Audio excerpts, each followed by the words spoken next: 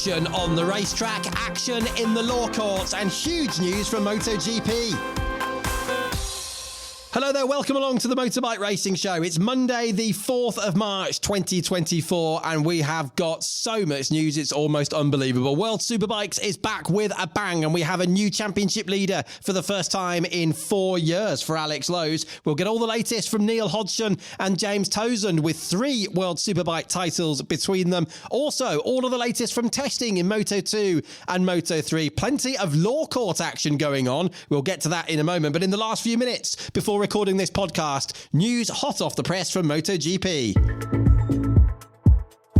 Double world champion Pecco Bagnaia has signed with Ducati for 2 more seasons, 2025 and 2026. I'm so happy to continue racing with the team of my dreams, he says. Pecco is truly the perfect rider, in the words of Ducati CEO Claudio Domenicali. And also, we'll come to it in a moment, big news about the possible sale of Dorna, the commercial rights holder for MotoGP and for World Superbikes. So welcome along to the show. Greg Haines with you. Don't forget, you can follow us on your favourite podcast platforms. Please send in your questions on Spotify. You can comment there underneath the show, and also on social media, Greg Haines TV on X and also on Instagram. If you prefer email, it's TalkingAwayPodcast@gmail.com. And that signifies our soap opera moment of the week. And it was an absolutely sensational start, wasn't it, to the 2024 Superbike World Championship season. It certainly kept James Toseland and I on our feet in the Eurosport commentary box. Our soap opera moment of the week, definitely the move on Alvaro Bautista around the outside of Lukey Heights corner by Alex Lowes. He'd done it twice last year. He did it again at the best possible moment this year on the final lap of the final race of the weekend. Let's review the moment and also get the latest from Alex Lowes, Alvaro Bautista and Jonathan Rea after what was an awful start to proceedings for the Yamaha rider. If Alex Lowes judges Stoner's right, which is the next corner here, he's got every chance of getting underneath Bautista into the hairpin, but here comes Locatelli. Is he going to take advantage of it? Yes, he is. He's left the door open. And that's good news for Bautista. He's down! Down goes Locatelli. He's out of the race. And Yamaha can't believe it. So 3 becomes 2.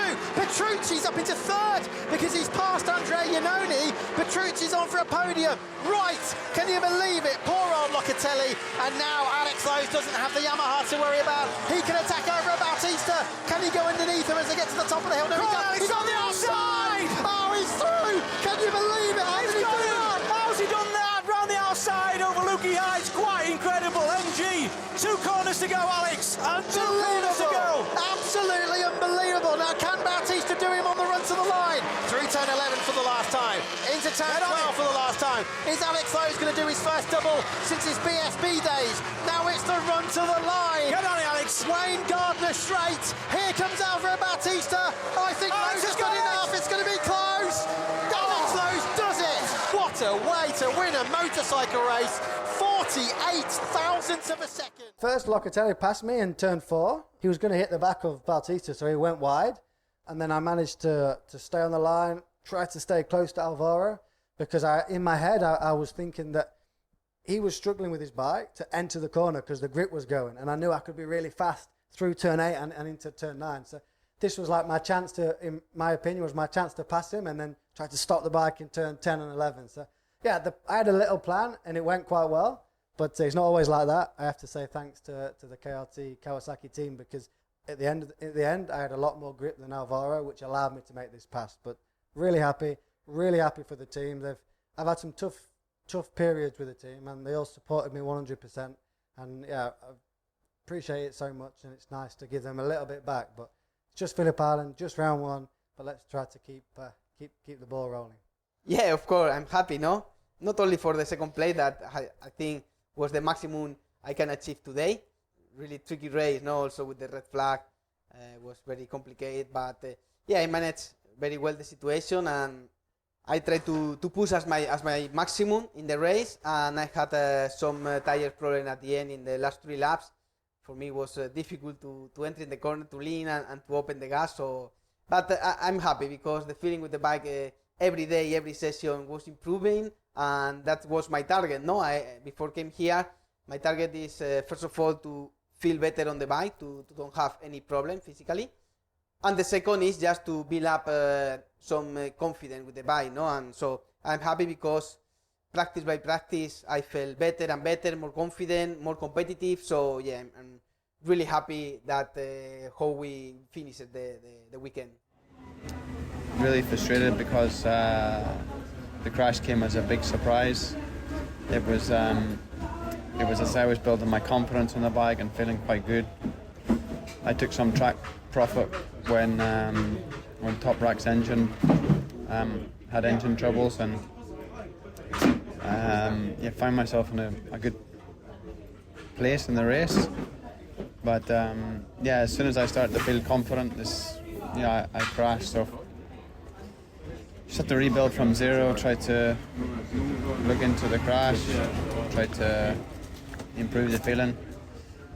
For me, you can see with how competitive Loca is that we can get there, but I want to go home now and just regroup, reset, and come back strong in Barcelona. Jonathan Rea there. Well, in terms of points scored, it really was the worst possible start, wasn't it? Sadly, for the six-time world champion on his Yamaha journey. Literally point less from Australia, coming away with nil points. Nobody would have expected that. I'm sure they'll get there. There's a long way to go. Still another 33 races across 11 rounds, continuing with Barcelona at the end of this month in a different look to the calendar this year. Before we heard from Jonathan Rea there, we heard from Alvaro Bautista. And before we heard from Bautista, it was, of course, Alex Lowes who's leading the World Championship. It would have been Andrea Locatelli leading it had he not had that crash on the last lap of the last race, and he said he had a false neutral which caught him unawares. He ran wide and then he tried to get a gear and it just flicked him over the top of the bike, didn't it? And some people speculating Jonathan Rea may have had a similar problem, who knows? But two big high sides for Jonathan Rea, one in the test, one then in race 2 as well,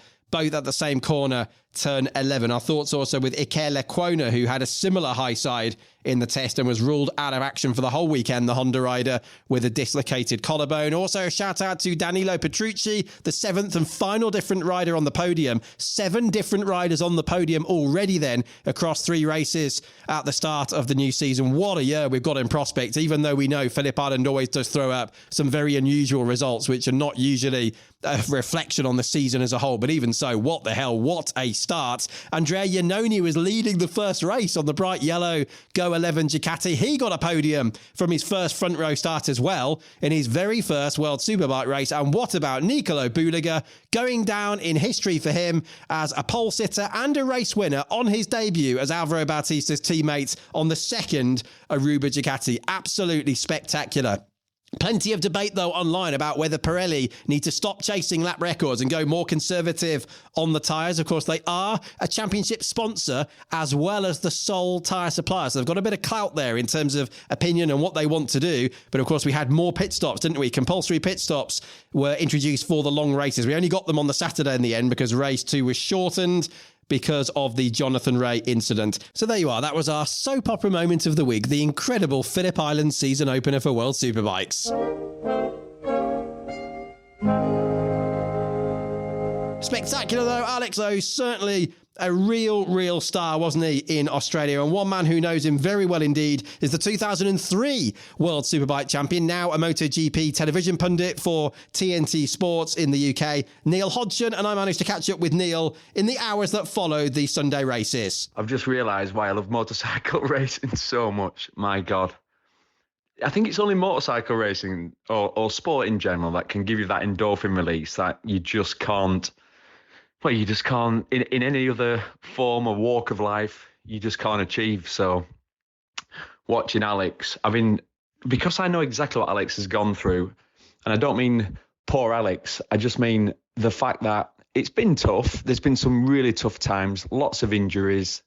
Being Jonathan's teammate, it's difficult for 5 years. It's because obviously Johnny was incredible on the Kawasaki and is an incredible rider, obviously. So that casts quite a big shadow over the number 2 rider. But Alex kept his head down, kept working. And look, it's round 1, so I'm not getting overexcited.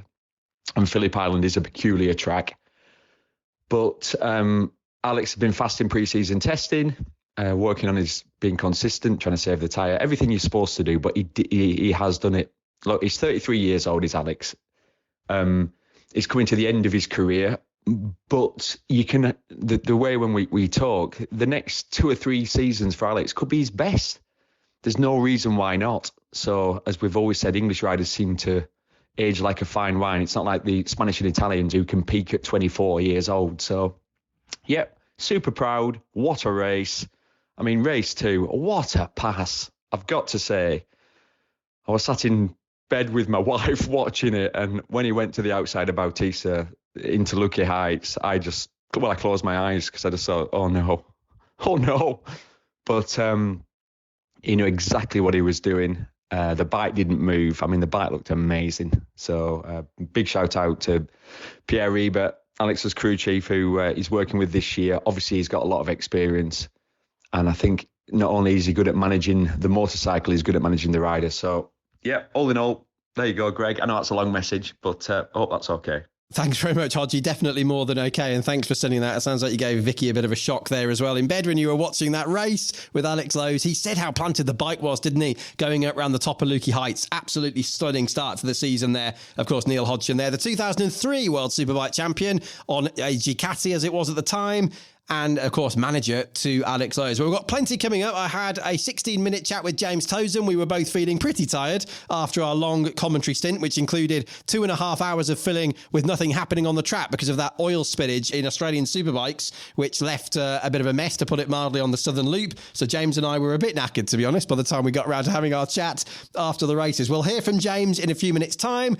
We'll also hear the latest from the top riders in Moto2 and Moto3 testing as we get ready for the Qatar Grand Prix to open the MotoGP season this weekend. But there's plenty of news headlines from MotoGP. We've heard about Pecco Bagnaia. He has renewed his contract with Ducati for another 2 seasons, up to and including the end of 2026. But what about Dorna? And what about the other headlines in MotoGP?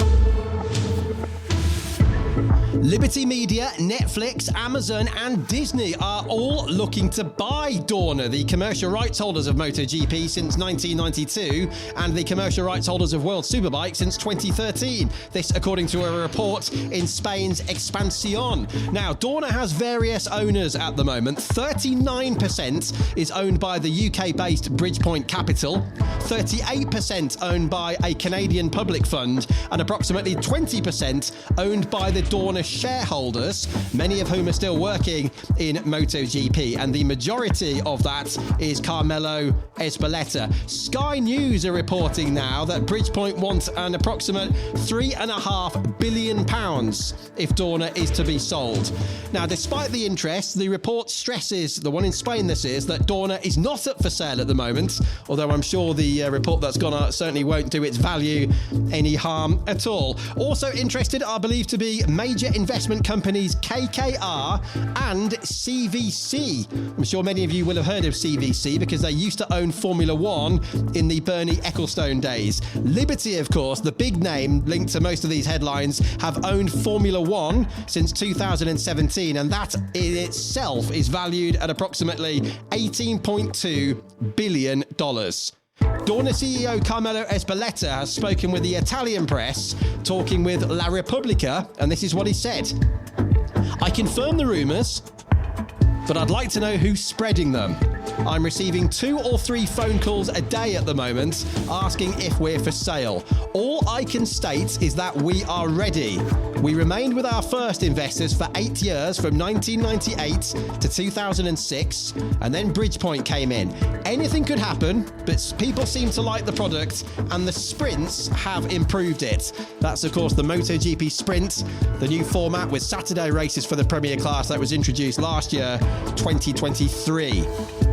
Now, further fueling the rumours about Liberty, the Pramac Ducati bikes of Franco Morbidelli and 2023 championship runner-up Jorge Martin have both been unveiled at the Bahrain Formula One season opener last weekend. There's more Prima purple on the livery this year, alongside the red, and the previous flashes of white paint have now been replaced by black.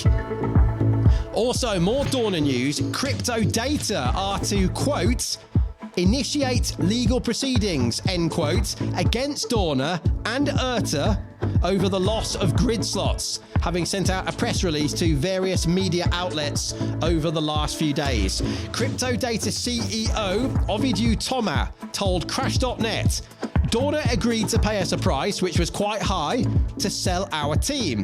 They've only paid half. Now we're going to court in Switzerland and in Spain, and we will see what the judges decide. The claim is about 10 million euros. End quote. The same Crash.net article explains that Dorna declined to comment. Marc Marquez now, and he's insisting that Dorna and MotoGP as a whole need to ditch the amount of aerodynamics, insisting nobody watching on TV or in the grandstands can see the difference between 360 or 340 kilometers per hour, basically saying slow the bikes down, make it easier to overtake and improve the show. The 8-time world champion, 6 of those of course in MotoGP, says it must be done for the sake of the sport and improving the show. Generally, more aerodynamics makes it more difficult to follow and to overtake. And who can argue against him? Tetsushiro Kiwata is set to leave HRC's MotoGP project. He's been the general manager of Race Operations Division, and he's heading off to their car projects. He's going to be replaced by Tachi Honda, coming in from the off-road Dakar development side of the business. Repsol Honda told Crash.net this was, quote, part of the normal rotation of HRC management. Pol Espargaro is joining Dani Pedrosa and Jorge Lorenzo as a television pundit for DAZN, Spain's MotoGP television broadcaster, after a decade as a full-time rider in the Premier class, during which he achieved 8 podium finishes. For 2024, Pol is the KTM and Gas test and reserve rider. And finally for now, Valentino Rossi has just finished 4th in his car racing World Endurance Championship debut in Qatar. The team WRT BMW M4 in the new LMGT3 class was being driven by Rossi alongside Maxime Martin, the Belgian, and Ahmed Al Harthi, the driver from Oman. So well done to Rossi, who's been doing a bit of car racing before, of course, but that was his debut in the World Endurance Championship, just missing the podium. How about that? Right, let's get the latest from the Moto2 and Moto3 World Championship test that has just drawn to a conclusion last week in Jerez, with the teams and riders getting to grips this year for the first time with Pirelli tyres. Of course, they did a bit of testing with the Italian rubber at the end of last year, but this was their first test of 2024. Fastest then was Fermin Aldeguer in Moto2 for Speed Up, and Jose Antonio Rueda in Moto3 for Red Bull KTM IO. They were both inside the lap records over the course of the test for the 2 categories there. So let's get the latest from all of them. Top 3, Fermin Aldeguer in Moto2, the 18-year-old from Murcia in Spain, riding on the Speed Up. Very, very close in Moto2, less than 1 second there, covering the top 18 riders down to Dennis Unju. Interesting stuff, though, with Aldeguer, because he's been linked to Pramac Ducati in MotoGP next year. The team manager there, Gino Borsoi, didn't deny the rumours when he was questioned recently by MotoGP.com. And back in January, El Periodico in Spain reported that the teenager, Aldeguer, had already been to Ducati headquarters in Italy to sign a contract. Jorge Martin has commented, I think he's ready, says the runner-up to Pecco Bagnaia last year. That's when he was speaking in Bahrain the other day at the Pramac launch. Aldeguer, in the meantime, just focusing on his Moto2 testing as he went quickest in Jerez. For sure, these 3 days was very good and very important, no, for start of the season. We worked so hard for on the new parts of the bike, and also to have the more information with the Pirelli tires.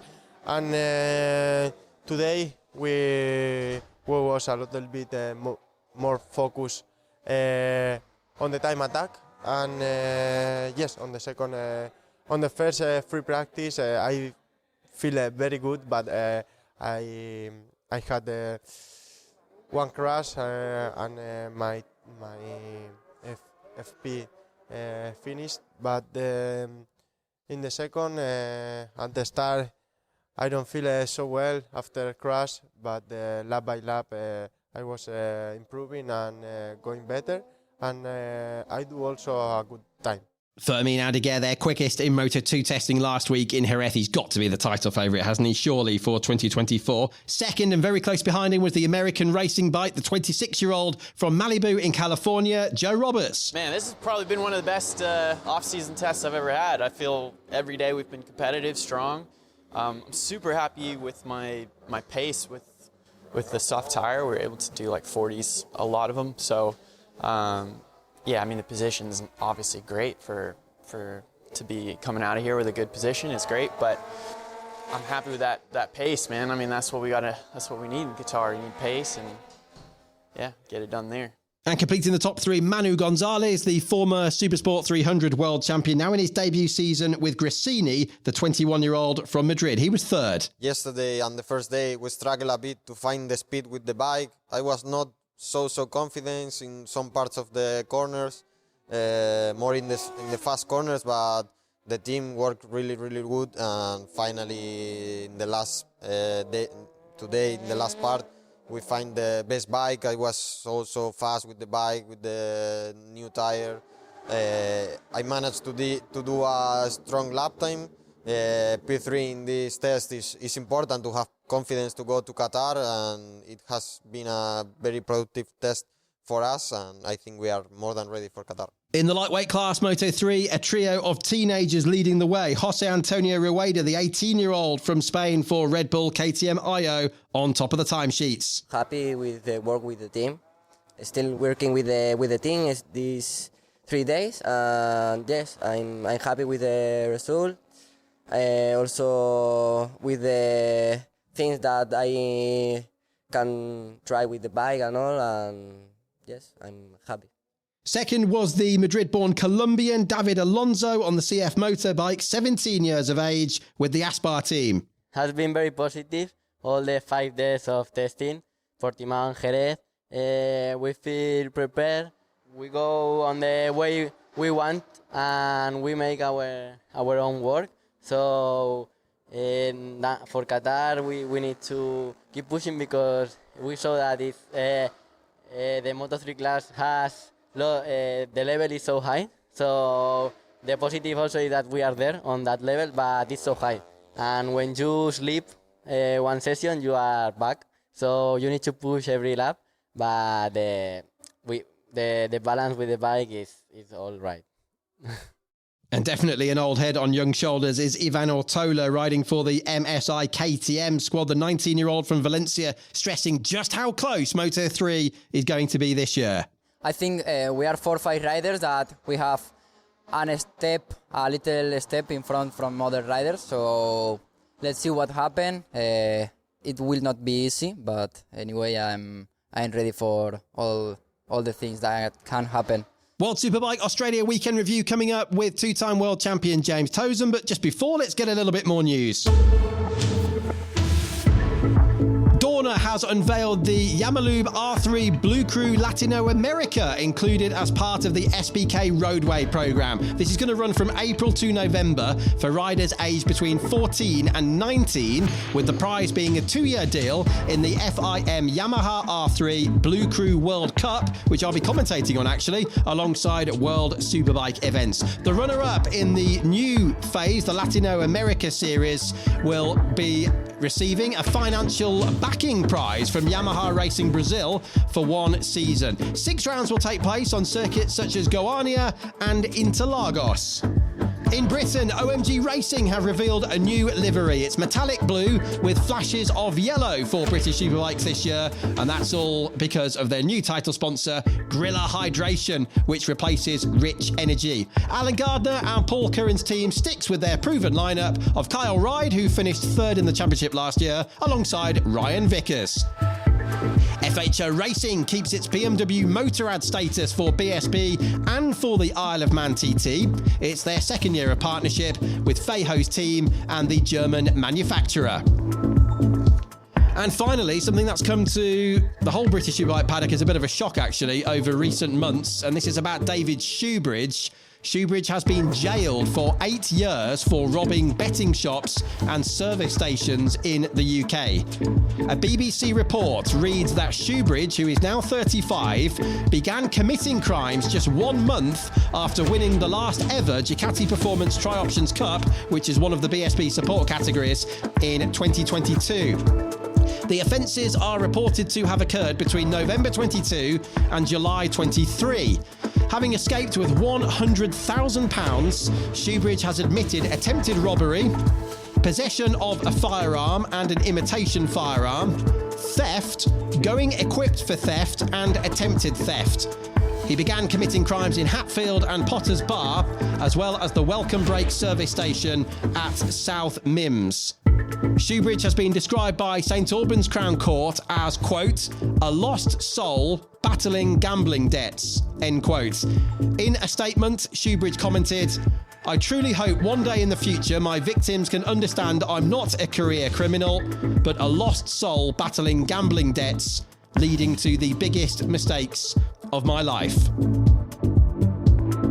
So let's get the latest from two-time World Superbike champion James Toseland shortly after JT and I came off air for Eurosport and Discovery Plus, both feeling a little bit tired.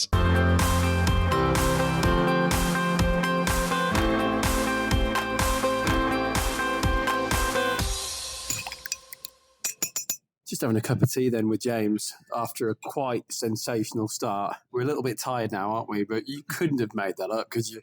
A little bit tired. That's an underestimation. Yes, it's been an eventful weekend, that is for sure, at Phillip Island. It never ceases to give us such great racing over the years. But I think this weekend, with the new surface, the tyres couldn't run the full race, so we essentially had 5 sprint races. It certainly brought up a few unexpected deliveries, should we say. We've had 5.5 hours of broadcasting today, and I think for about 3 of those 5.5 hours, sod all happened. It was a bit of a broadcasting challenge for us, wasn't it?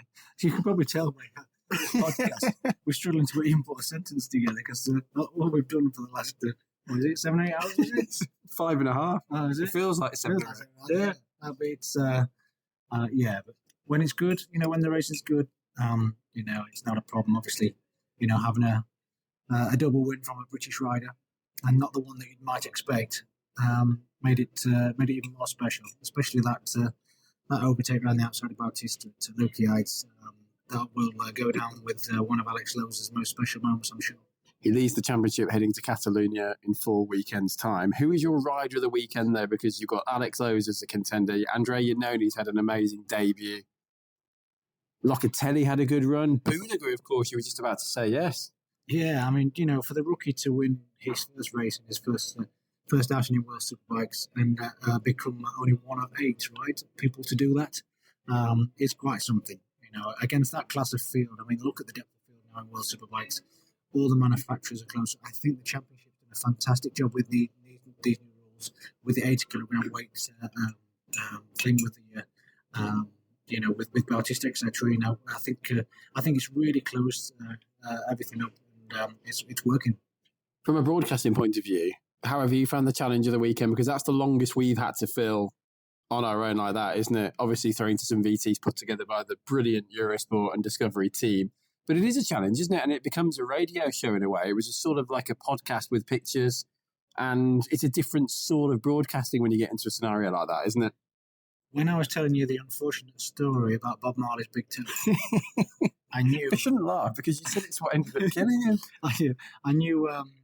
I knew I was running out of sheets to tell you about what was happening in World Supersport 300, the Women's Championship, World Supersport, World Superbike.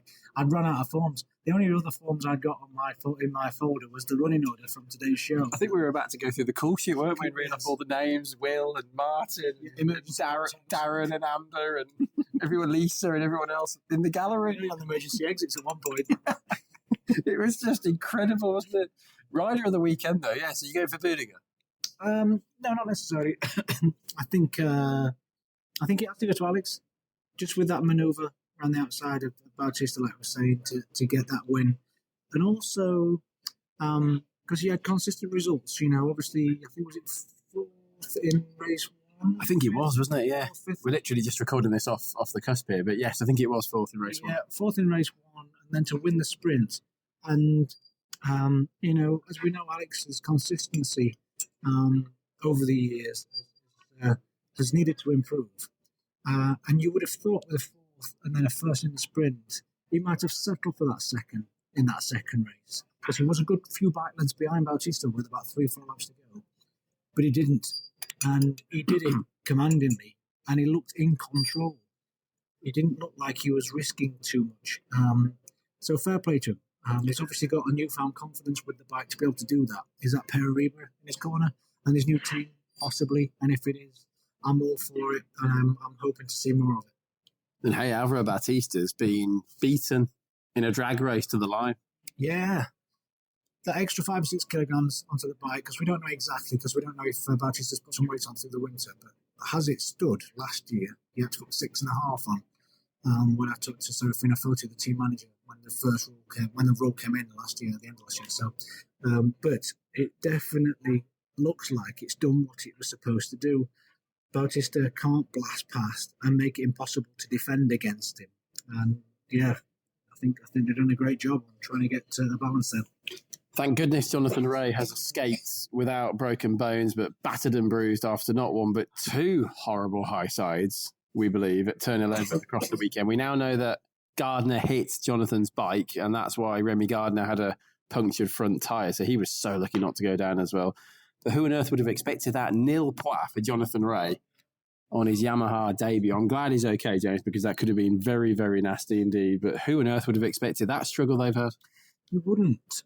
But actually, if you did watch the races back last year, which I did just before I came down here, he had a lowly 8th, and he was struggling to find grip in that full race last year. We didn't have the full race, obviously, this year with the new asphalt, but it wasn't a comfortable weekend for Jonathan last year on the Kawasaki. So if you watch those races back in close proximity, you realise that I don't know if it is his riding style over the last couple of years, he hasn't been able to find and get a bike to hook up around here, which is odd. Even in his post qualifying interview yesterday, he says we're in trouble because we've tried all options. As I said in the commentary, it looked like the Achilles heel for BMW. One of them, at least, is reliability or a lack of.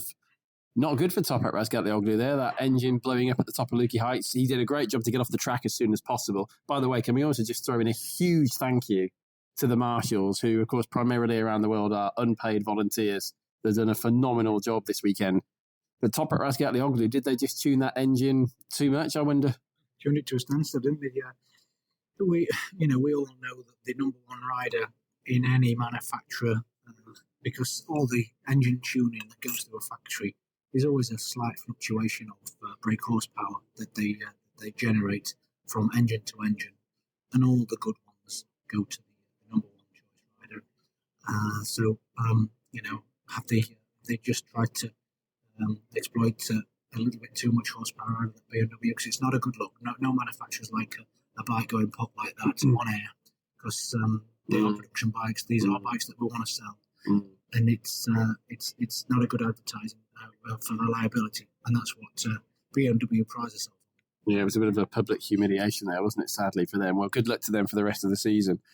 Andrea Iannone, bright yellow thing, Go 11 Ducati, back from a 4-year ban to be on the podium in his very first World Superbike race. Then he had that strange problem in the sprint race. What an absolutely amazing return. We know Phillip Island is not indicative of the whole season, James, but even so, that was unbelievable. Yeah, on the podium. It would have been a massive relief for him. After 4 years off, you can't underestimate just how emotional that will have been, because there will have been some really, really dark times for Andrea over the last 4 years. Because, being a professional sportsman, it's a narrow window of opportunity to be a professional at it. And 4 years, it's pretty much half of most people's professional sports career, because you're lucky to get 10 years, as a professional.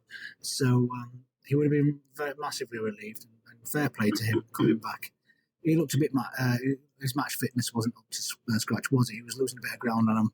as the race went on in a couple of the other races. But in that first one, yeah, like you say, 2 rookies on the podium with Borrega and Andrea Iannone. That was a fantastic result. Ducati's fallen out with some very high-profile riders, haven't they, in MotoGP and Superbike over the last few years, last 10, 15 years. Some big names have left in not the best circumstances. What does this tell you about their loyalty, though? Because it's not just the Go 11 team and Dennis Sacchetti and everyone there. There's been a lot of support from everyone at Ducati for Iannone to return. He did win their first race in Austria in MotoGP in 2016, since the Casey Stoner days. So they're obviously a very loyal company in that respect. They've very much backed this return. It's Italian. Is obviously Ducati's an Italian manufacturer, and if you win for an Italian manufacturer, they don't forget that, and they haven't done. They've given him a package that he can be competitive on. He did the crime. He's done his time, and hopefully he'll learn that huge lesson of life. And I'm pleased that he still gets some rewards for hard work, and that's how life should be.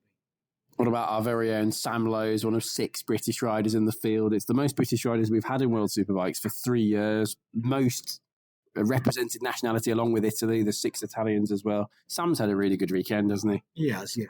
Finishing the points in all 3 races, I think. I'm just doing it off the top of my head. I know he was in the top 7 in that second race, so absolutely fabulous. I think he's done himself proud. I think the Mark VDS team, the brand new team in World Superbikes, to even get in the points, never mind the top 10, when you look at the quality and the depth of field in World Superbikes now, you are beating some quality, experienced riders in that top 10. So Sam should be very, very proud of himself for what he's achieved this weekend. Supersport, Jari Montella, 50 points from a maximum 50. Manzi was unfortunate with his crash, wasn't he? 2 of them actually in that second race. Huertas, I'm pleased he's grabbed his first podium from his first pole position as well on Saturday. He's been a bit unlucky. Bit of a mess with the track surface, though. The marshals did do a great job there, but we had a long delay. Yeah, long delay. Fair play to Jari Montella. Yeah. A double victory in those very fluctuating circumstances shows the confidence and the focus of the young Italian. So that was something, maybe a telltale sign of what's to come. Obviously, a disappointing start to last season. He wanted to get this year off to a good one. Yeah, I think Huertas is one to watch, though.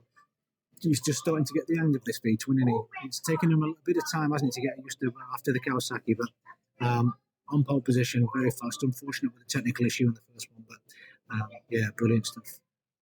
Strotty did well as well on the MV, but yeah, I'm pleased for Jari Montella. He thoroughly deserved that, and he's looking like a really strong title contender. The Brits, McPhee, baby coming for him and Lauren in a month, so congratulations, guys. They don't know if it's a boy or a girl. They're going to wait to find out. It's going to be a surprise. Tom Booth Amos had a massive accident, though, yesterday on Saturday. He said you reckon he might have had a hole in the tyre between turns 11 and 12 when they sort of set it upright, don't they, through there, and he said he was so high in the air, ended up really badly scratching both of his forearms. Well, I say scratching, cutting. The scratching's an understatement. Cutting both of his forearms. But it looks pretty good for the Brits this year, and those triumphs are particularly quick in a straight line. Yeah, they are. As you say, both on a triumph. McPhee coming across the line in 8th position. After his qualifying, he really, really benefited from the new rule of the fastest laps in race 1 determine the grids. Remember? So I think it was like 15 grid slots. That worked, actually. That rule's done exactly what it wanted to. Massively, especially for John this weekend. And he took advantage of that and finished inside the top 10 in 8th. And obviously, Tom Booth Amos in 13th. You've got to say that's a pretty brave effort, that, because we saw the blood trickling down his arms. It would look pretty naughty, that injury. So to get on there and finish a race again inside the points, pretty gritty stuff from the Brits. Just before we go, James, quick word for the organisers, the FIM, Dorna, everybody involved in terms of the rules for this year. They've changed rules to essentially spice up the show and increase the unpredictability levels. Full marks? Yeah, it is. That 80 kilogram, I think, is a good kind of benchmark of the bigger guys, the smaller guys, and trying to make it fair for all. So I think everybody will be pretty content with that, even Ducati Bautista. And also, you've got the E40 fuels with 40% sustainable fuels. You've got the 21-litre fuel tank as well. So we're looking after the environment a bit more this weekend. I think if you tot up how much less fuel everybody's ran, I think, looking on the greener side, I think you'd be quite proud of that. So what can we expect now heading to the Catalan round of World Superbikes in 4 weeks' time?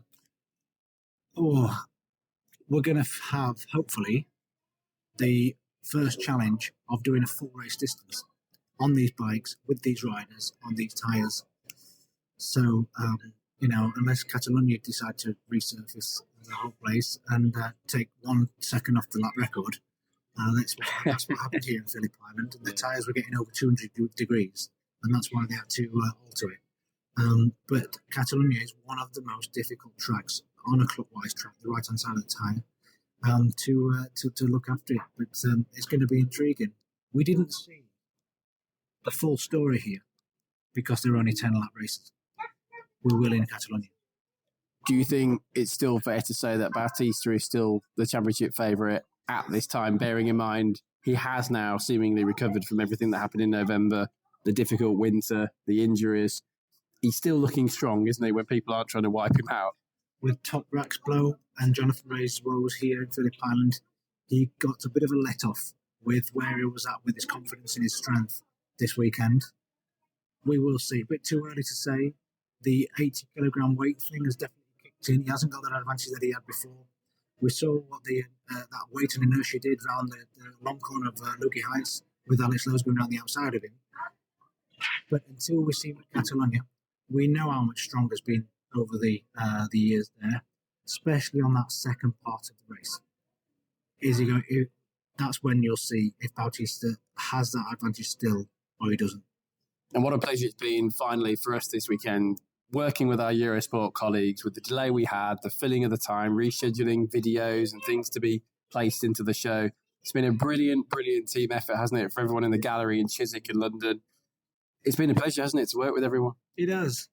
You always know when a team is really up for it and passionate about what they do on an all-night stint for the Phillip Island race. Yes. And the atmosphere and everybody's morale, it was great. And it kept us on his toes, kept us smiling through 2 hours of film. I think that was the longest film that I've ever had to do. And luckily the marshals, I must thank the marshals mainly, because getting that oil off the southern loop there, if that had took 15 minutes more, I think I would have been talking about my CB 500 days and the Castle 100 days. That far back? Exactly, that far back. Maybe even Super Teens. And on that bombshell, James, thank you very much. It's been a pleasure. I think we better go and get some shut-eye. Do you reckon? Absolutely. Cheers, Greg. Thank you very much. I'll see you in Barcelona. And I think we have just about caught up on our sleep now a week later. Right, a quick 30-second important announcement and then back with some gruesome details about Tom Booth-Amos and also a promo to our Eurosport Alvaro Bautista documentary.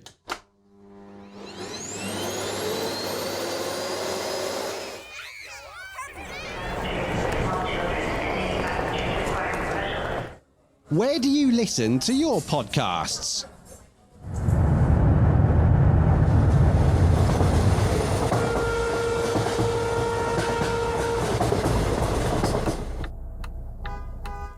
At home or on the go? Subscribe now to Talking Away with Greg Haines on your favourite platform. You'd be doing me a favour if you did.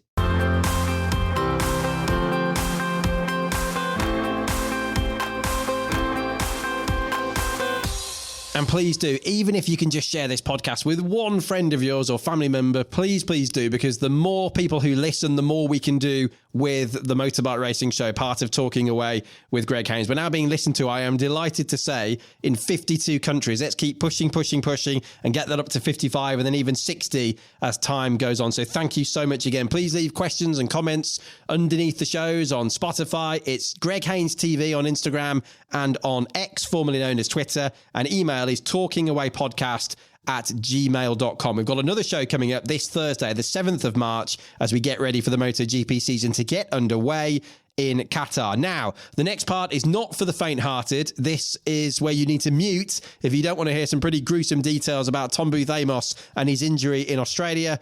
James and I just mentioning there, and thanks again to James for that chat, that horrible crash that Tom had in World Supersport. Well, he's had both of his arms. James said they were bleeding badly. They were stitched up. Since then, he's had an infection And as I record this today on Monday, I know Tom has been to hospital in the UK. And this is the bit you might not want to hear, so turn the volume down if you don't want to hear this next bit. But he said where his arms were stitched up, he squeezed them, and he said bits of gravel and paint were actually coming out of his arms from the curbs. And bear in mind, this is a few days after, nearly a week after he's got back from Australia. He's had the long flight home and everything, and he's still got bits of paint and gravel in his arms. Horrible. Really, really horrible. So we wish him all the best. He was a brave, brave boy to continue racing over the rest of the weekend. I guess that's what they're there for, but even so, rather him than me. So TBA, we wish you all the best. We do have a new documentary. It's At Home with Alvaro Bautista, and it's been going out. You may have seen this over the Australia weekend. We put a number of repeats on Eurosport and also on Discovery Plus, when Josh Williams-Lawless, Simon August and I from Eurosport, star producer and star cameraman there, went to Talavera de la Reina at the back end of last season, not long before he wrapped up his second title, to get the latest on what makes Alvaro Bautista tick. It was a really nice little bit of insight. So if you've got time to tune in on Discovery Plus or on Eurosport, check your guides. I recommend it. I mean, I would say that, wouldn't I? Because I was involved in it. But it was a really nice bit of insight there with Alvaro Bautista. So if you've got a spare 25 minutes, tune in. And here's a little bit about what you can actually see and hear. My father loves motorbikes, and he rides motorbikes. He never raced, just had for fun, race for fun. My three sisters knows to ride a bike because my father showed us to ride a bike, no? So Alvaro, do you have any strict rules in the house? Yeah, it's not non-smoking house. I always see my father smoke, and I say, I want to smoke, because at the end the baby, the chin want to do what the parents do, no? Yeah. I want to smoke. No, this is bad. I want to smoke. Okay, when I was, I think, 5 or 6 years old, my father arrived with a cigarette. Okay, try. And I do. Okay, I never tried. You were 5 or 6 years old? You tried a cigarette? My mother, you're crazy. This is the way that he understands that it's not good. Alvaro Bautista, MotoGP last year, World Superbikes this year, and he's done the treble. Alvaro Bautista, 11 races, 11 wins. But then I missed some feeling with the bike, with the tires. Also, they try to make a lot of change on the bike to try many things. And then we never recovered the feeling we had at the beginning, no? And with Ducati itself, where did the relationship change? Because obviously it was fantastic at the beginning, and then something... You know, Ducati is a very difficult manufacturer, no? They are, when you are with them, you are like a good, no? You have everything you need, everything they give you, no? But when the things are not good, it's like they have some doubts about the riders, no? But it's normal, no? So at the end, I felt in that moment of the season, I felt like I need a different challenge. It was my first year in World Superbike. I need to discover other things, no? Because I'm not sure, no? So I had the offer from HRC, and I think was a really quite a good project. What did you think when you jumped on the Honda for the first time, the 2020 Honda? Did part of you think, oh no, this is going to be difficult? You want to know the truth? The truth? Please. First time, I did some laps, and when I was along with Mario, he's my best friend, I told to him, Mario, this bike is not for me. And I started crying because no way. I mean, Mario, I did a complete mistake to come here. We have our first major drama already then, and it's last year's treble race winner, Alvaro Bautista, on his HRC debut. What a bad start. Oh! Goodness me, Alvaro Bautista, he's out of the race as well. That's 2 Hondas down. Seems amazing, doesn't it, to recall just how bad things got for Bautista and for Honda. No race win at all for him over the course of 2 seasons, 2020 and 2021. And since then, he's had 2 glorious world titles with Ducati in 22 and 23.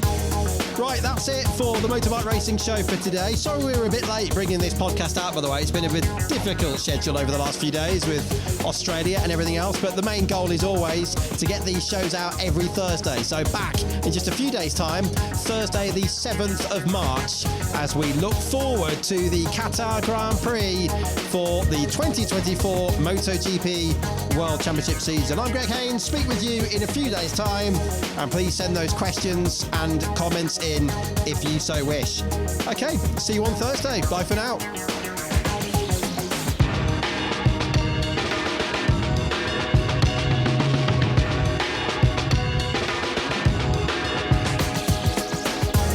Special thanks to World Superbike champions Neil Hodgson and James Toseland for joining us on today's show. If you'd like to get in touch, one final reminder, the email address is talkingawaypodcast@gmail.com. The social media channels are Greg Haines TV on X and on Instagram, and you can also comment on Spotify underneath each episode.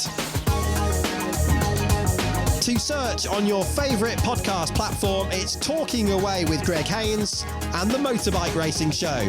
Next edition this Thursday, the 7th of March, 2024. Look after yourselves.